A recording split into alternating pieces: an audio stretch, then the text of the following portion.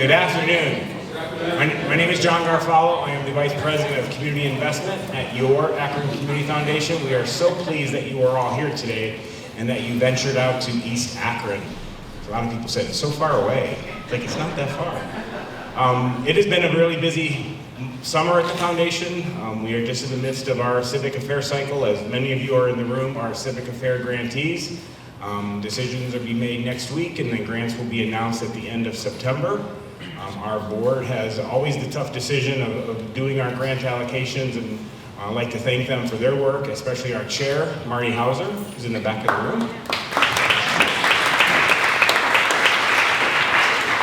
And then two other Community Investment Committee members, Sylvia Trundle, our immediate past chair, and Katie Smucker. Katie is right there. Awesome. Thank you so much. Also want to thank Rusty and Akron Dream Center for hosting us today. What a beautiful location this is. We appreciate you're willing to host us and hear a little bit more about your organization. But like I said, it's been a busy summer. We are also completing our capital grants that many of you applied for as well, and those will also be announced at the end of September. And we just had our annual meeting 2 weeks ago. How many of you were there? So you heard some great news about the foundation bringing in over $21 million this past year. The best part of our job is being able to give it back out into the community. A little over $19 million went back into the community, so we're real proud of that. So I don't want to bore you with any other statistics. I'm going to pass it over to my colleague, Christina, and we're just really happy you're here and enjoy the program. Thanks so much, John. And welcome again, everyone. I am Cristina Gonzalez Alcala, the Director of Community Investment. As I share, I have the great privilege of giving the money away, smartly. So today I'm very excited to bring to you a conversation that I think is becoming more and more relevant as we discuss youth and youth prevention, violence prevention, as well as our public safety, which is one of our 3 community needs assessments top priorities. So we'll get you going with a fantastic panel here, really top-notch, everyone, and of course, again, you're at Akron Dream Center, so you'll get to hear more about it, because I know people were asking, what do they do? So I'll let them introduce themselves and share more about who each of the organizations are and what they do. All right, we'll start over there. Take it away, James. My name is James Talbert, and I am the lead pastor at a church called Citizens Akron. And as a church, we love our neighborhood. It's a neighborhood called Middlebury. So we've done a lot of things in the neighborhood over the course of the last 8 years, but our latest venture is to try to help out with childcare. So with that, we started initially what was an after-school program called the Vincent House. And with that, we bought a building, and that space has really become a shared usage space for about 5 other organizations now. It more functions as a community center alongside the child care work that we do. Hi. Excuse me. Yes, my name is Dan. I'm the executive director of the Vincent House, which is a ministry of Citizens Akron Church, and so we have to marry those 2 things together. The Vincent House is, like you said, a community center after school program. We serve kids K through 12 primarily. In the East Cluster, we have most of our students come from Mason, formerly Robinson, and then also East Middle School and High School. And so we have programming for kids K through 12, and with the partners in the building, we're able to serve even more students. Good afternoon, everyone. My name is Caleb Yano. I'm the director here at the Akron Dream Center. Rusty will share a little bit more, but we're a faith-based organization right here in East Akron, and we exist to help dreams come to life by sharing hope in Christ through underserved and marginalized individuals and families in this area by providing relief and restoration for practical and spiritual needs. And so we have a variety of programs just to meet the practical needs in the neighborhood. We have feeding programs. We have a backpack program where we send kids in the local schools home with food for the weekends. Along with some after-school programs where we mentor kids, where we just build purposeful relationships and provide some purposeful guidance and community events. We do a community dinner right here where you guys are sitting every week. We have community block parties and a bunch of other cool stuff. And so we primarily focus on our neighbors right here across the street in the Rosemary, and then across the street in the Woodwith Arlington Homes, where we actually have a building over there as well.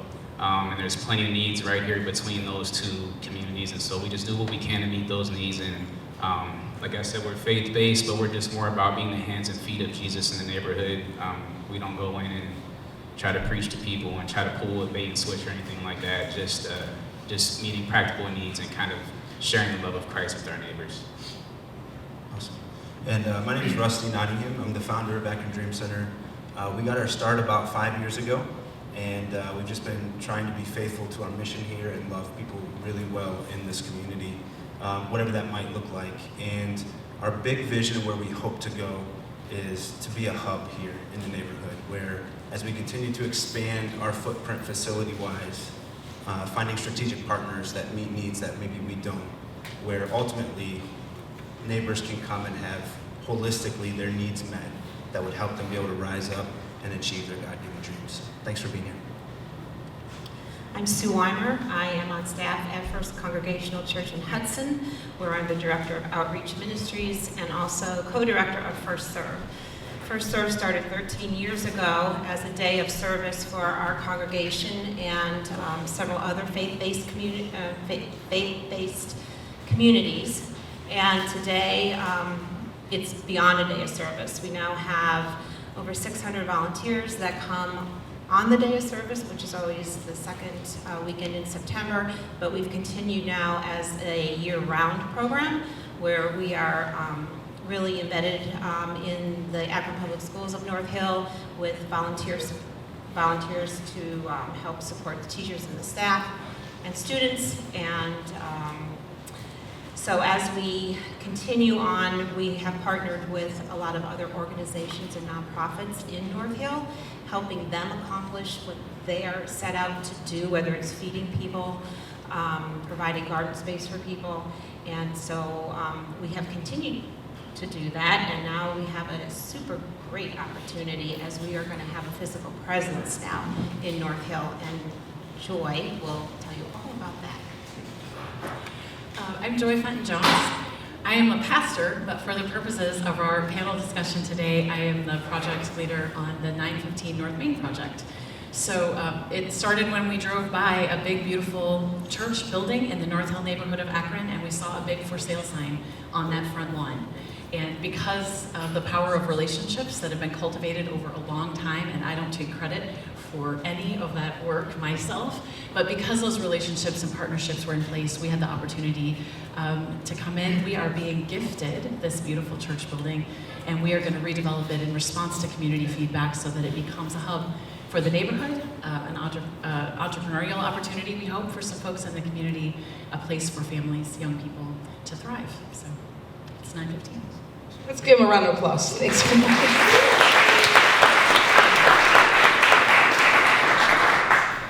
So third spaces, I want to share with you first the definition of it. That way we can level set on what it actually means.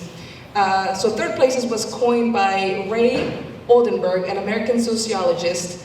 And this term was created to describe places outside of the home, which are understood as the first place, and in the workplace, which are the second place.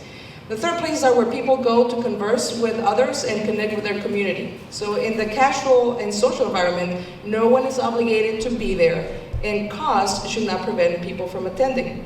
It is a place where we can interact with members of our community and even turn to strangers to make them our friends and then family. So what we're going to discuss here is in terms of youth development, how these take a critical role, right, in providing that safety net and that safety support for our youth in the neighborhoods. Again, the third places are usually public settings like the libraries and the parks. So Pam, shout out to you. Thanks so much. Show your hands. Show who you are, Pam. Come on now. Big round of applause for Pam.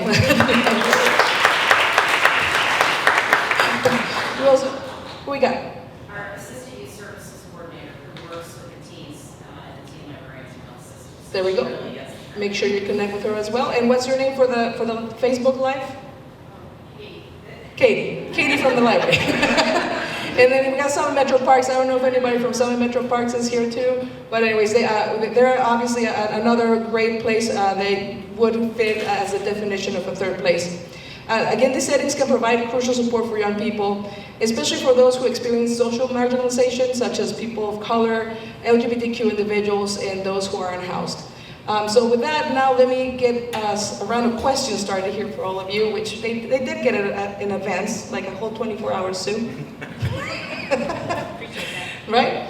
So let's start here and share with us in what ways, given the definition of third spaces, right? In what ways do third spaces serve as a catalyst for youth development, and how can they be utilized to support young people's growth?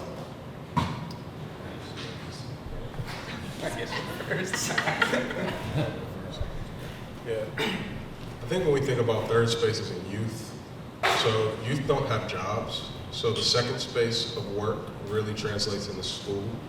So you have students in their home, you have students in school, and students have a third space. For students who exist in my neighborhood and neighborhoods like mine, sometimes their home space can be unstable. If we're going to be honest, the school space can be unstable too. So I think third spaces become incredibly important. And I think what a third space can really be is points of strategic opportunity. So you have youth violence, which is a huge deal in Akron, especially in 306, where we're sitting at right now. 44306, the top zip code for youth violence in Akron. Third spaces become incredibly important because third spaces provide strategic opportunity. And when a kid has an opportunity to be around a coach, to be around a mentor, to be around someone who cares about them, that is time and that is space when they're not unattended to and left to their own devices, which being left to your own devices statistically in our zip code for youth means you could be intentionally or unintentionally exposed to violence or enculturated into that. So I think third spaces really provide the space of strategic opportunity. And I believe opportunity more than anything, strategic, pointed, and safe opportunity is the beginning, it's the gateway to how we fight youth violence in our neighborhoods.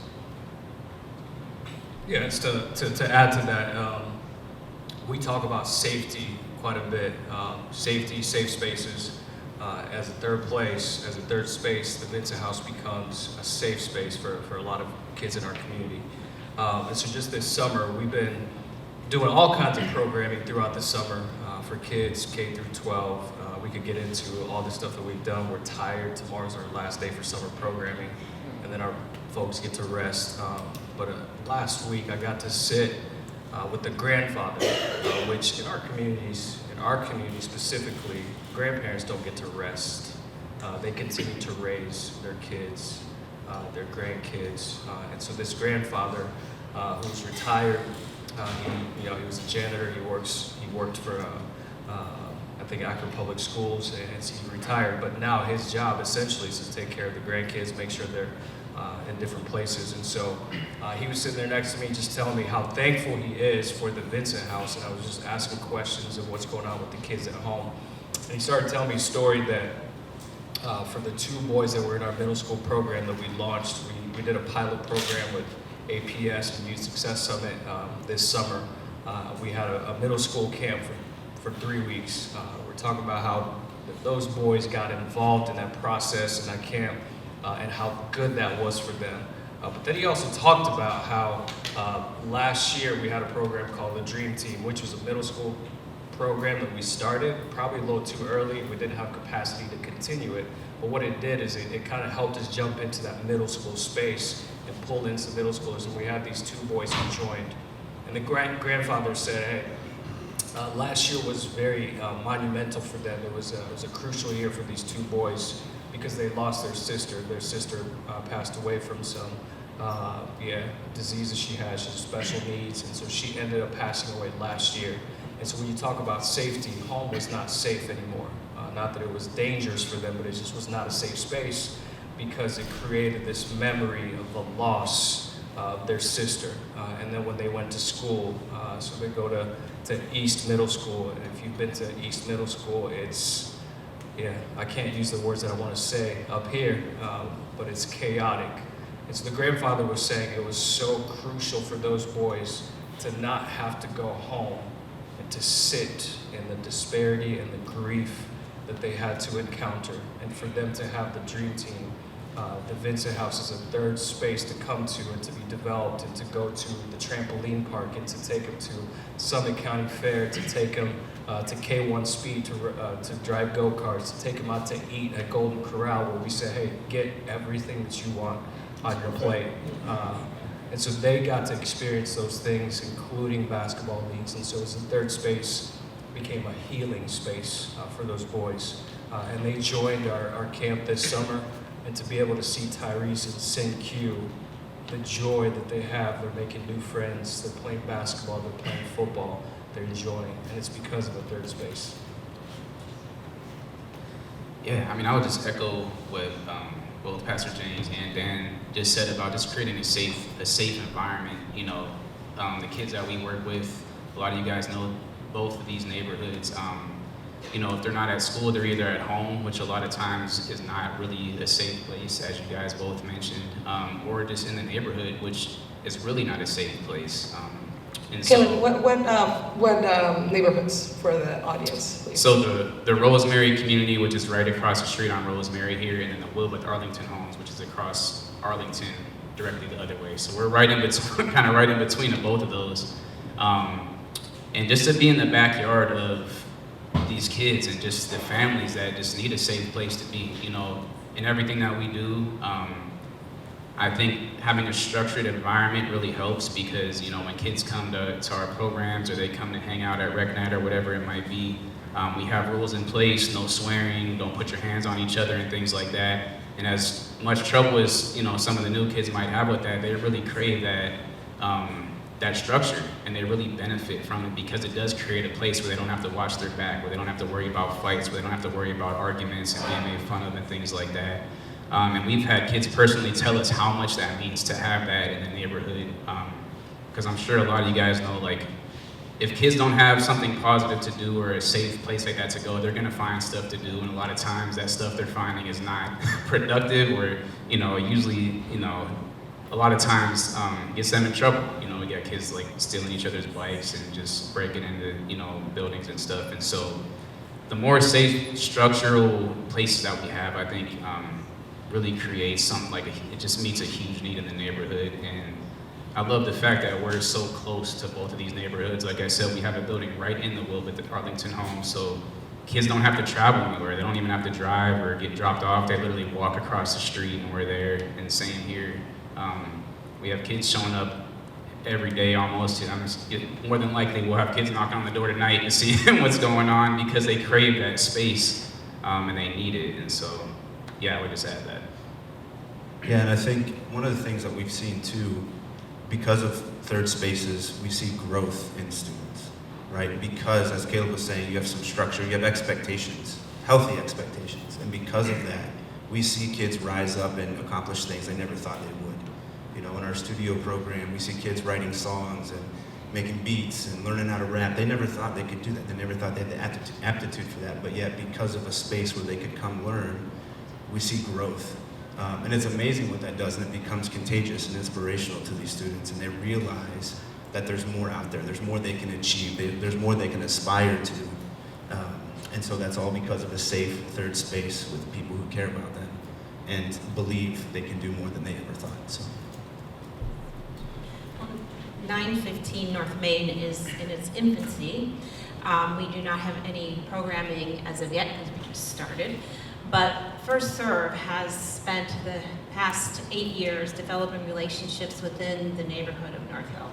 And not only that, we have a summer intern program where we hire students from North High School and students from Hudson and Streetsboro and Revere come together for an 8-week period where they work together at our community partners in North Hill doing projects.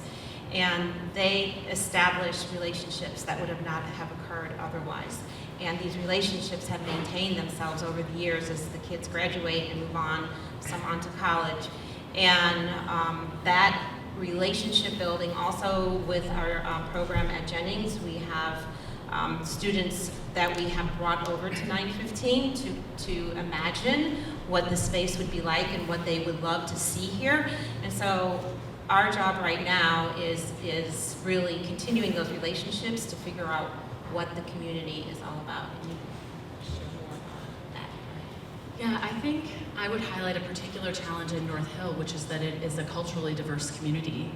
And it isn't always easy to bring all of those cultural groups. There are language barriers, there are significant cultural barriers, and those folks don't always naturally engage with one another, even when they live right down the road from each other.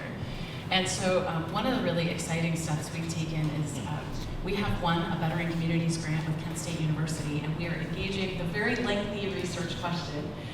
It's called the Democratizing Design. How do we create third spaces in culturally and linguistically diverse communities? And we're gonna work really hard at listening over the next 18 to 24 months and see if we can come up with some creative answers to that question. And one of the things that we're really focused on in 915 is how do we not so much program out the space in the way that we imagine it should be programmed, but how do we give ownership of space in that building to folks from the community who know exactly how it needs to be programmed to meet the needs of their group or their community. So I think we're excited about the model, and we have lots and lots of room to grow and learn over the next couple of years. And you know, I have the privilege of knowing your guys' stories of how you all came from the structure, right, into programming now. Because so you mentioned there's no programming yet, but I think what I want you all to share, because again, I know it, but the audience does not, is what was the journey for each of your organizations into acquiring space, right? And acquiring in a way that was intentional, that was mindful of the neighborhood where you're at, and the people that were supporting you. What did that look like? This is a passionate, I have an answer to this question. And it wasn't even on the sheet. It wasn't even on the sheet. You know, I want to speak to all of you who are connected to faith communities, and I will give you an unabashed advertisement that we are sitting on thousands and thousands and thousands of square feet of wonderful buildings that our faith communities own and that are very, very often underutilized. And so my journey to this work has been knowing the data that 10,000 faith communities across the United States are going to close over the next 10 to 15 years. And I want you to just think, instead of how tragic that is, what is possible in all of those spaces?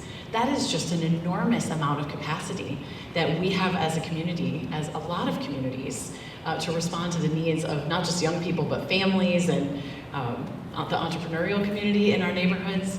So I think for me, personally, part of the journey has been recognizing sort of the confluence of a huge, what looks like a problem, but I think it's an opportunity and an available resource that we have, and recognizing where that intersects with a profound community need and how we can put those things together.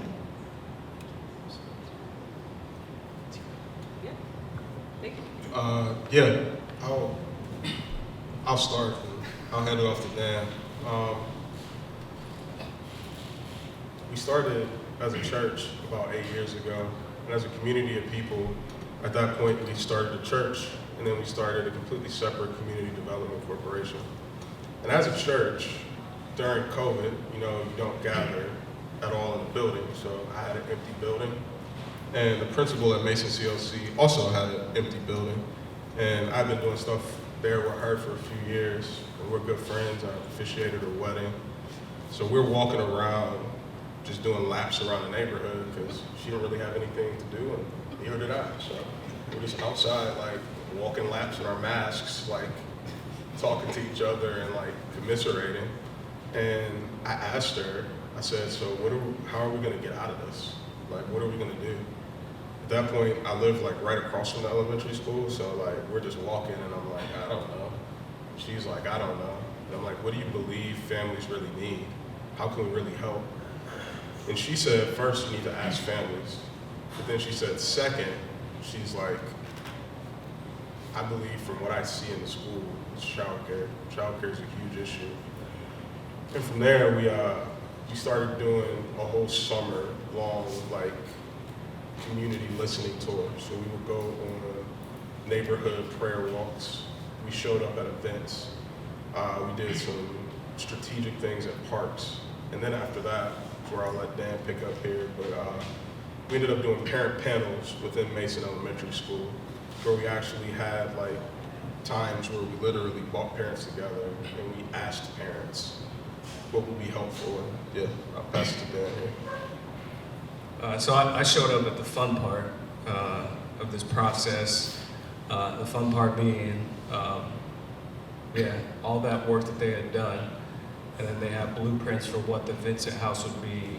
They said it's going to be on this piece of property. This is what we want. You know, how many kids we want in this place. They said, Dan, go for it. And I said, what does that look like?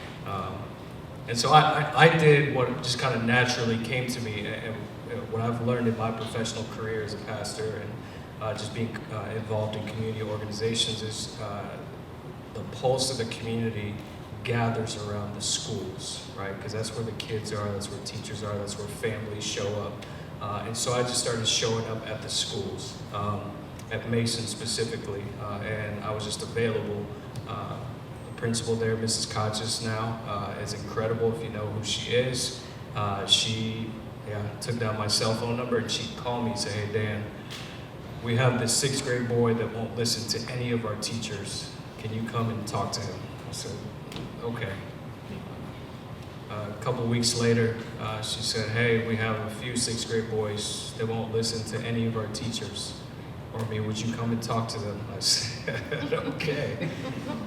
So that kept happening, and that turned into circles within the school. And as we're doing this, we're planning and kind of preparing our programming, getting our goals, our vision, our mission, our policies, our procedure together. And during that process, what we're doing is building some relational capital with the school so that when we did start the after-school program, it wasn't just this thing out of thin air. They know who Mr. Dan is, and Mr. Dan represents the Vincent House. The Vincent House represents Citizens Akron Church, so they could connect the dots. And so we did that for about a year, brought some team on, some people onto the team, and then, we had a space that we initially had that we were going to expand and build into, but long story short, we couldn't use that space anymore, so we had to pivot. We were having conversations with a building down the street, Oasis Opportunity Outreach at the time. They had a gym space, and we said, hey, can we just rent the gym space from you a couple times a week? And as we were having these conversations and saying, hey, we can't use that space anymore, they said, can you please, they said, actually, we have the downstairs open. Would you guys want to lease the bottom level? And we looked at the space, has a gym, has a multi-purpose room, has a commercial kitchen, 3 big classrooms. That was an easy answer. So we said yes to that. And so again, long story short, just this March 6th, we purchased the building and became owners of the space. And so has all the things that come with that, but the third space has become, it's not just a building, it's a gathering place. It's a place where youth-focused activities are happening, youth engagement is happening. It's a place not only for us, but it's a place for Akron Youth Mentorship, Guys and Gals Community Partnership, Young Life, Youth Nation Center, and our newest tenant that we are so excited about, Popeye's Boxing Gym, just went into our building. And so we get excited about the building itself, but also it's a gathering place. Yeah, I'll speak to maybe the last few years and our growth, like facility-wise, and maybe Rusty can speak on the beginning, so we can kind of work our way backwards a little bit. But I would say like our growth, facility-wise, has just been a product of, number one, faithfulness in serving the community, and building the trust of our neighbors and of the people that we work with in the community. And number two, intentional partnerships, right? And so in the last 3 years, we've actually like quadrupled our space now at this point, I think, literally in the last 3 years. And I don't say that to like brag on us, because neither of us sat down and had a strategic plan of like, hey, we're gonna do this and that. Again, it just happened through faithful serving in the community and through partnerships. And so the space that you guys are sitting in now is through a partnership with the church that we have that runs a community dinner every Thursday. They're out in Wadsworth, but they had a passion to come into the city and to start a dinner and to start a program right where the need is at. And we kind of had this space coming available, and so it just worked out like that because of that partnership.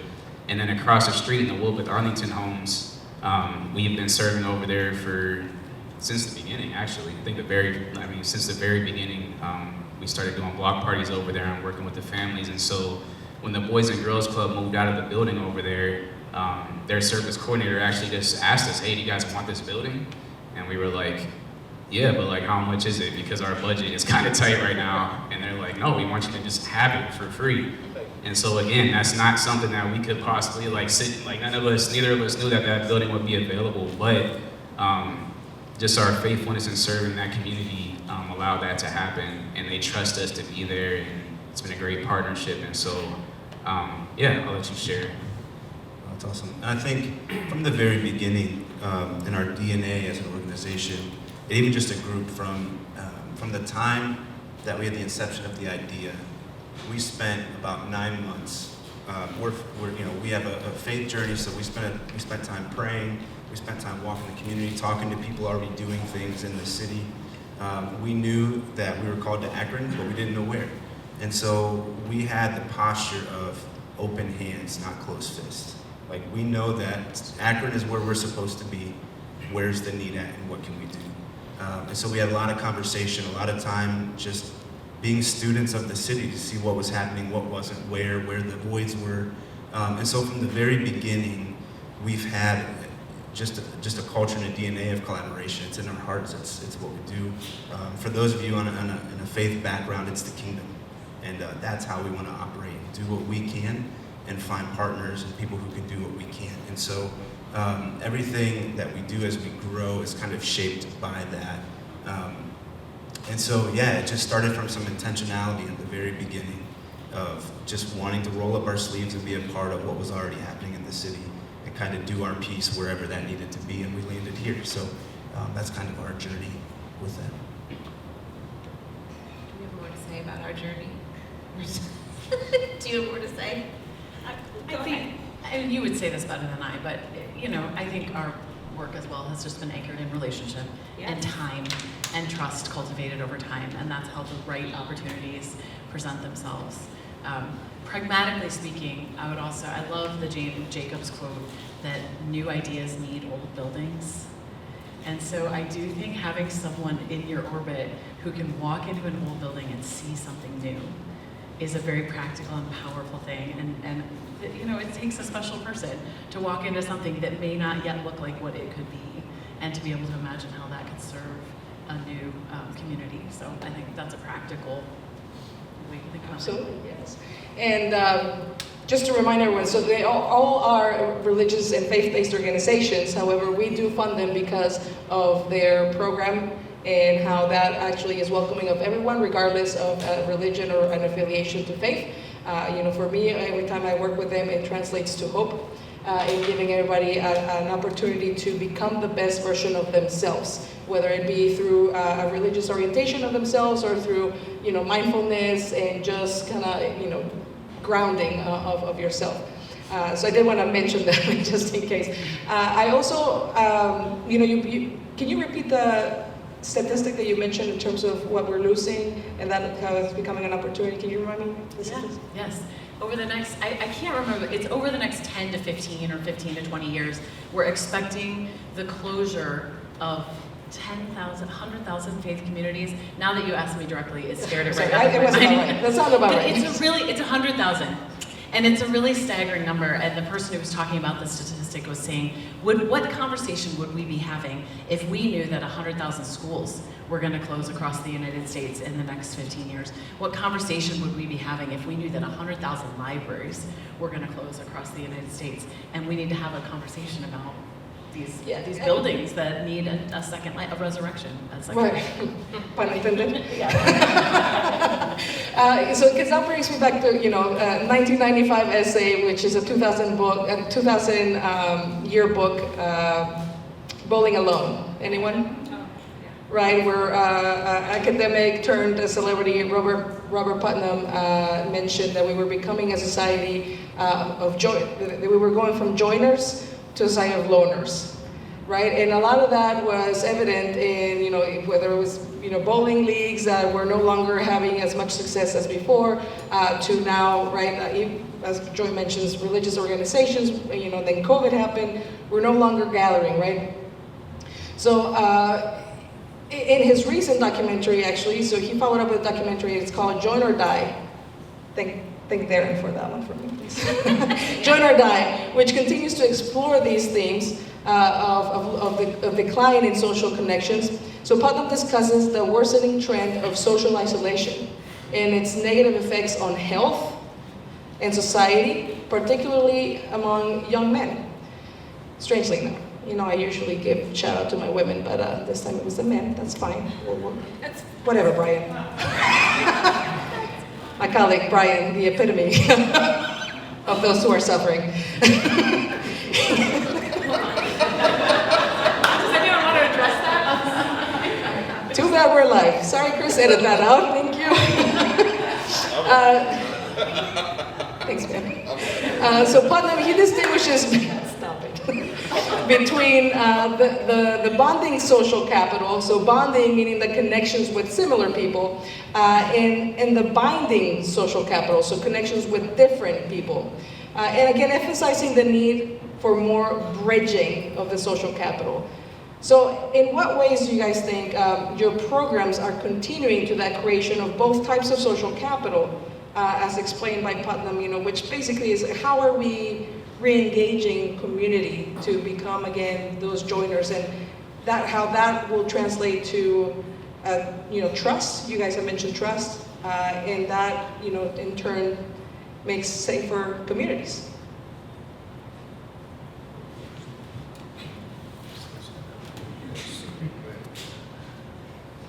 This summer we joined a program that's been going on for quite a while called JOG, Jobs for Ohio's Graduates. And so we have 9 high school students between the ages of 14 and 16 who are working for us this summer. And they are working, don't mean to say that. But when you look at a 14 and 16-year-old work, you're constantly having to tell them, hey, get off your phone, hey, do this, hey, do that. It's been an amazing program for us, and I think it's an opportunity for us to combat that. And so one of our students that works for us, on Monday, he came in, and I said, hey, what's up, how you doing? Like, what'd you do this weekend? And in my head, I was like, this dude was playing video games all weekend. And then he went ahead and answered the question. He said, yeah, I was playing video games all weekend, right? And so what I realized in that moment is this job that gets him out of the house from 9 to 3, Monday through Thursday, for what's it been, like 8 weeks this summer, is crucial for doing just that. And I think there's levels to this discussion, right? Part of it is, why is he in the house just playing video games all day? I think you could probably talk about the condition of our neighborhood, 44306 being a very violent neighborhood that we live in. And so the safest place for a teenage young man is to be at home. What are you gonna do at home? You're gonna play video games, right? So there's levels to that discussion, but then the next level is, hey, we get an opportunity to be able to teach them work skills, for them to socialize, for them to just be around people, for them to give back to the community. They have been some of our best workers this summer because they connect with students in ways that we can't. They have an engine. I'm almost 40 years old. I can't run with the kids the way that I used to. You know, at Tom, you're looking at me like, hey, yeah, sorry, Tom, yeah. But the idea that these guys are incredible, and so there's a whole, even though we're paying them or the county's paying them, they're working, but it's another level of mentorship, relationship that we're able to do with high school students who otherwise will probably just be at home playing video games or diving deeper into the problem that we're talking about. Yeah, I think also there's a big piece of like existing in a situation where you serve a neighborhood, like from the outside, and serving a neighborhood from the inside, and being a part of the neighborhood and being a neighbor. The cultural, as you can see, I'm Black. The cultural. I appreciate you clarifying that. I let people know. I let people know. They might have thought we were sick or something. But I'm Black, and in Black culture, like, we are collectivist people. we're a collectivist culture. So what that means is like, my mom's is not going to no nursing home, she's coming to my home. Like, that's what that means, and many ethnic cultures are like that. And I think one thing that we can like uniquely do as not-for-profits, most not-for-profits are either like run or funded by majority culture. I think one thing we can do is lose what the people we're serving can offer to our organizations. And a lot of what the folks we're serving do offer is a collectivist value.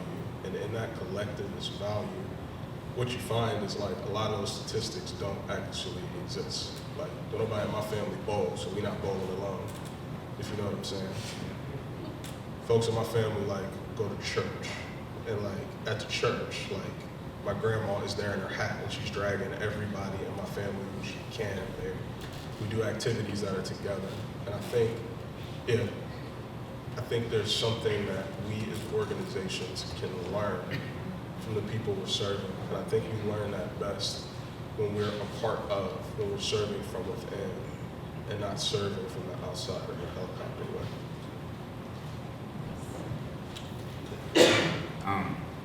Yeah, I would just speak to the social bonding and social binding. You know, I think when you take people who spend a lot of time together in a certain context and you just bring them together in a different context, like it just creates a different environment, right? I think of our block parties, and you could probably share more. Like, these are people that live together, the neighbors, and live together and just socialize all the time. But when we bring them together for a community building event, a community event where people are eating together, listening to music together, playing games together, and just loving each other, right? It builds a different sense of safety. Again, I would say just a different kind of environment, right? So we're taking, and a lot of people have told us that some of the stuff that we do in the neighborhood is the only time that people come out of their house. You know, it's the only time where people socialize. So that speaks to like the decline in that social bonding, but as well as just the need of events like that. And same thing with our kids. You know, we take kids who play together in the neighborhood and, you know, who sometimes cause trouble and influence each other in negative ways in the neighborhood, and we bring them into a safe environment with some structure and with some rules and with some positive mentors and positive people to guide them, and it turns into a positive place where people can influence each other in positive ways. And so I just think creating that cultivates that social bonding like in a positive way. And I think the other one you said was social bonding, where people who socialize with people who they don't normally socialize with. A lot of our volunteers for some of our youth programs are college students. A lot of them are, young adults or, older teens who have graduated from high school and who are just in a different stage of life. And so connecting with those kids and letting them see, people from a different environment or people from, a different walk of life and a higher education. A lot of these kids don't have that at all.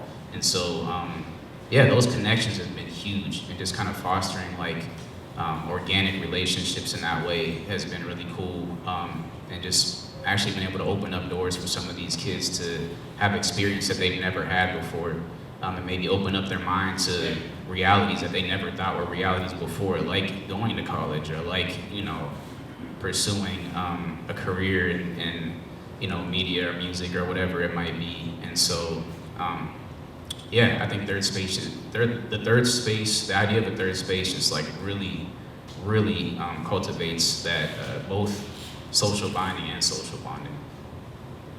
Yeah, and I think one of the things that has always stuck with me is there's some things that are better caught than taught, right? Culture is one of those things that are better caught than taught. Work ethic is better caught than taught. And I think community fits that piece as well. And I'm not talking about a geographical boundary, I'm talking about community. What it really is at the heart, right? People being together, a common unity. And that's something that's better caught than taught. And early on with the Dream Center, the first program we ever launched was the block parties. We just wanted to get to know people, find out what was going on. We wanted to build relationship with people. And kind of taking off of James' point, as you can see, I'm not black. And nor was our team. Right? Most of our team was not. And we went to a community that looked much different than us. We looked much different than them. But what we found was something beautiful, absolutely beautiful. As people that looked different came together and sat around a meal, because here's the thing, this is what I love about our Thursday dinners. That table you're sitting at is the great equalizer. We all gotta eat, right? We all have to eat. I don't care where you come from, what you have, what you don't have, what color your skin is. None of that matters. We all have to eat. And so when we sat around a meal, we would see community happening amongst people who didn't look the same, who didn't have the same backgrounds, and that was beautiful. It's still beautiful to this day. It's one of my favorite things that we do. And out of that, what we started hearing from the neighbors themselves was, hey man, because you guys come once a month, and because there's something to do once a month, neighbors, people that literally live next door to each other, had no relationship, and now they're building relationship. Community is being caught. And because of that, by their own admission, crime was being flushed out. Things were happening in their community for the positive, because now these people cared about the people to their right and their left. Not that they didn't before, but they had a deeper sense of community. And so they were taking initiative. They were bonding together and flushing these things out. So that's some of the byproducts that we've seen on both ends, right? People who are similar to you and people who aren't similar to you. And I think it's just absolutely beautiful harmony when we can work together like that. So First Serve started out intentionally bringing people from Hudson into North Hill as a way to bring together people of different socioeconomic, cultural, faith, just as a way to start building relationship and not getting out of that social cluster that a lot of, I'll just say in Hudson and other suburban communities have, and having an opportunity to engage with another community that's completely different. And they would have there would be no other opportunity for our congregation, unless they did so independently, but as a group to go meet people, work side by side on a project, actually getting to know one another, realizing that we all have very similar goals. We all have very similar values, and the importance of establishing those relationships in order to better understand one another, especially today, and understand what the challenges might be, and also how can we engage with some of the resources that we both share on both sides, to get to know one another and establish that relationship. So, funny story, this morning I pulled up to a restaurant and I was thinking about going in and getting a latte, and I didn't do it because I'd never been in that place before, and I wasn't sure like what their checkout process was like, and if I was gonna, I didn't go in to a place that I'd never been to in my own neighborhood because it was unfamiliar to me.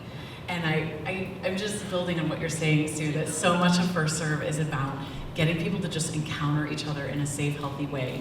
Like if I didn't walk into a restaurant because I wasn't sure if I don't know what in the world did I think was gonna happen when I went to check out with my latte that I wasn't ready for.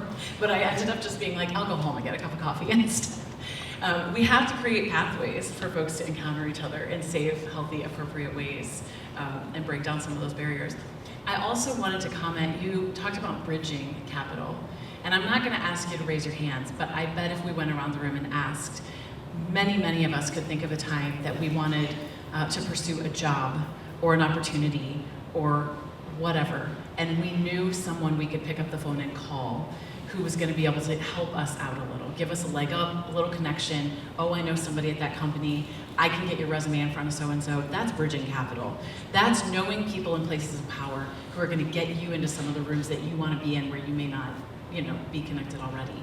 And there are a lot of folks in our communities. In North Hill, we got a lot of international newcomers, first and second generation international newcomers. They don't have all that bridging capital. They cannot just make a phone call and ask someone to put their resume in front of so-and-so. And it's time for me to share some of my bridging capital. And for folks in communities like Hudson to share some of our bridging capital and to make some of those pathways available to folks who may not currently have them. And so I think that's part of our vision as well, is around entrepreneurship, small business development, letting folks envision their own nonprofit structure or create a child care center as their own business, how do we share social capital in appropriate ways so that other folks have access to more opportunity that they should have? Thank you. Thank you guys so much. And Ted actually, where are you at, Ted? There you go. He actually posed a good thought for me, which is perhaps the third spaces are no longer just physical bound, but they can also be now digital, right? And we got places like Reddit where people find community. We got Facebook groups where people find community. And Ted, you guys have a space now where people are going to come and be able to disagree, like me and Brian. All right, so we're wrapping it around, and so I just want to put out there, before your questions, another call for you guys to think about. And I'm looking at my former colleague, Laura DeCola, now Senior Program Officer in Education at JR Foundation. And, you know, her and I, and Sue's husband, we worked at Summit Education Initiative, right? And we were always looking at ways of supporting organizations like these on how to help them help their kids meet educational attainment goals. And now I'm flipping that a little bit, which I can't believe that after my 5 years of Summit Education Initiative, I'll be coming on this side and be like, what does it look like for us to support organizations like these to have places and spaces that are for safety and foremost for kids to be kids? Not for them to be there to be tutored, not for them to increase their math scores, not for them to, you know, meet the language and literacy arts goals and standards, but what does it look like for us to support them just so the kids can be kids? And how will that translate to reduction of youth violence and, you know, overall increased public safety? So with that, I just wanted to leave that one with you guys. Think about it and let me know if you have any thoughts. Any questions for our guest panelists? And I'll take a round of applause and we'll go to Beth.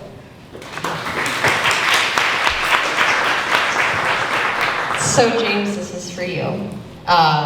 I was a part of your initial, like, when you guys first started doing the listening work. And you had a different space that you were working on. And you originally were thinking, oh man, maybe we need to be providing food for people, right? Was what we were talking about when we were working on listening training. And my heart is very warm right now hearing the process that you guys have gone through to get to where you are. Can you talk about how you had to pivot once you started doing the listening and how the listening impacted what your end product ended up being? Absolutely. I want to take a second and shout out Beth Bell. If anybody is doing community listening, she is an absolute expert. That's right. She does group trainings, and you should pay her to do it. Amen. Amen. But Beth, to answer your question, one of the things that Beth, in conversations before she did the training with us, talked to us about was not only listening to our neighbors, but also listening to anchor organizations in the community. And when I say anchor organizations, I don't just mean like big ones, but organizations who have been doing things in the neighborhood for a long time. So Beth pointed us at a great organization called Links. And when I went and visited, I found out that they were doing a humongous food bank. And when I went and found that out, not only were they doing a humongous food bank like less than a mile away from us, they pointed me at like 3 or 4 other like food organizations that were happening like right around us. So now we know like we don't need to do like a food giveaway or a food bank. What we can do is we can point the folks that we're serving to these other organizations, because the reality is like we're all working together for a greater good. Like in all reality, we're like all outshoots or all different departments of one organization seeking the greater good of all of our neighborhoods. So for us, it was really like, and again, thanks Beth, it was us like talking to a lot of those anchor organizations.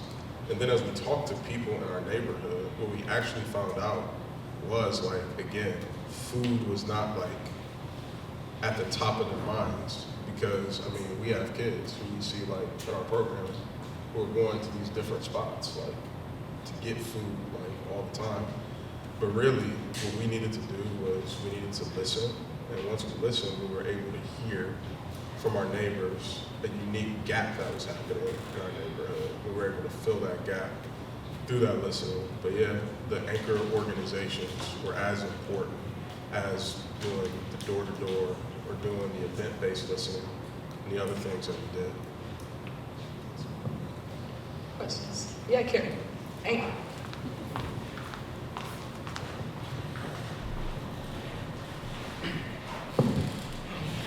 So these third spaces, and we talked about social isolation, the other group that's experienced that is older adults. And the idea of years ago, I saw Veronica Sims did a series, an elder speaker series, where they brought kids from Swag and other ones, and older adults kind of, they cooked and they did recipes together and talked about it. So are the third spaces, are you guys thinking about that, about intergenerational? Because I think there's a beauty to that for our students as well. Yeah, great question. Some of the things that we're seeing on our Thursday community dinners, so you've got the Rosemary right here, and then right next to that is a high-rise building, and that is more so senior living. And so what we've seen on Thursdays is a lot of them coming here to have that third space. It's become an opportunity for them to be outside of the building. We'll see them sitting out in the yard, hanging out together, but it's a space to be outside of that, away from there. Where they can come have community, get a cup of coffee, hang out, get a meal, talk, and then head back. And so, yeah, that's certainly a need. And we actually didn't anticipate or intend for that when we started, but it's there, and so they come. And so we make sure that we're intentional about incorporating them into our planning, into what things might look like moving forward. So that's a great question. So when I did get the list of questions from you yesterday, Christina, and I read through the list and I went, oh, all of these are about third spaces for youth. And I went, oh dear, because our space is not specifically for youth. So our 915 project is intergenerational, and we intend for it to be third space for everybody. Just trusting that when families thrive and experience joy together, that's gonna have a beautiful effect on the young people in those families. So, and really there are a number of other amazing projects going on in rehabilitated church buildings around Akron that are focused on affordable senior housing, that are focused on care services for adults during the day, rehabilitating old buildings to accommodate a really ongoing, it's not that new a need, but it's getting greater and greater all the time. So thank you for the question. Yeah, and I just want to take a second to brag on my man Dan, the executive director here. So, again, in our neighborhood, which is filled with people who look like me, our cultural practice, we're not an individualist culture, we're a collectivist culture. So that means to serve youth is to serve the family. It's intersectional. So what that means oftentimes is for Dan to serve kids, and for Dan to care for kids. It's for Dan to drive to homeless shelters and care for parents. It's for Dan to intersect and interface with the grandparents. And yeah, we're in a specific situation right now where we're trying to figure out how to help a whole family with housing right now. So it's a cyclical situation where we don't have enough time to go into the history of redlining. I can get Beth up here, but like the red lines around our neighborhood literally like caused a situation where a whole family, because they live with grandma.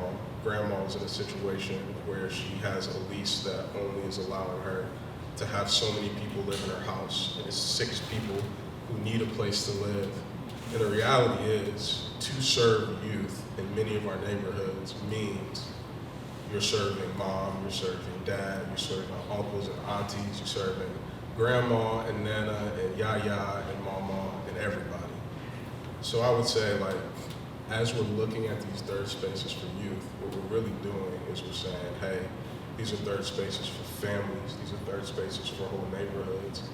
And yeah, to watch Dan invest in this work and to watch the way that he like not only interfaces with kids, but the way he interfaces with the parents and the way that he interfaces with the grandparents is really, I think, a testament and a testimony to the fact that, like, yeah, we say it's like third spaces for youth, but in providing those third spaces, we're helping mom, we helping dad, we helping yaya. I have just want to check something with Reverend Joy, did you read a book, Gone for Good, Negotiating the Coming Wave of Church? Okay, so I had to prove to myself that I still had some research skills as a librarian.